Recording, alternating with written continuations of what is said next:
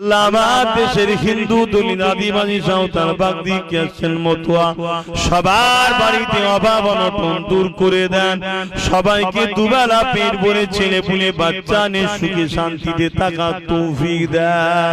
হে আল্লাহ আমার দেশে শান্তি দেন, প্রতিটা ধর্ম বর্ণের মানুষ মানব বন্ধনে মিলে মিশে থাকার তৌফিক দেন।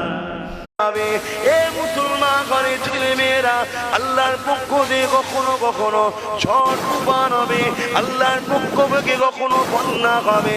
এতে করে নেতাদেরকে আল্লাহ পরীক্ষা করে নেয়, নেতারা কি করে দেখার জন্যে।